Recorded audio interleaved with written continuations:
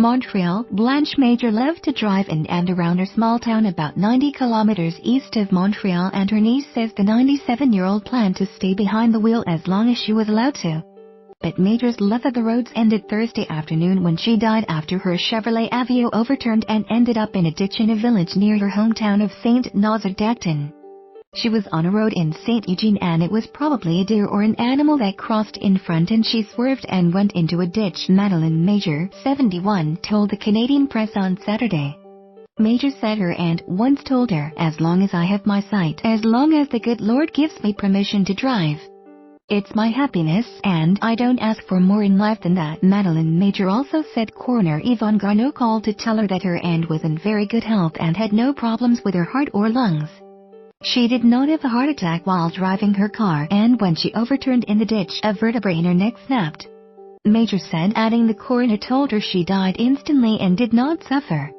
The small vehicle was equipped with OnStar, a General Motors emergency communications service, MR. Garneau said OnStar personnel could hear that when she went into the ditch she was crying, Major added.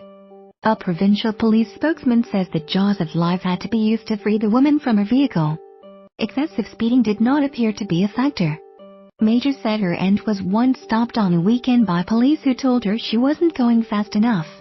Marcel Salvaz, a longtime friend, described Blanche Major as very polite, very helpful and very charming. "I've known her since I was 12.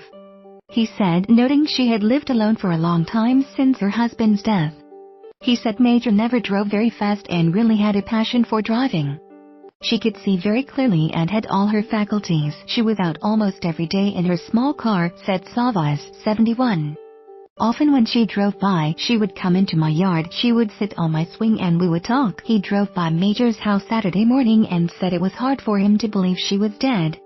"I stopped my four-wheeler and stared at her house and told myself it's not possible that she's no longer there," Salvaz said. But to get to 97, she had a good run. Major would have turned 98 in October.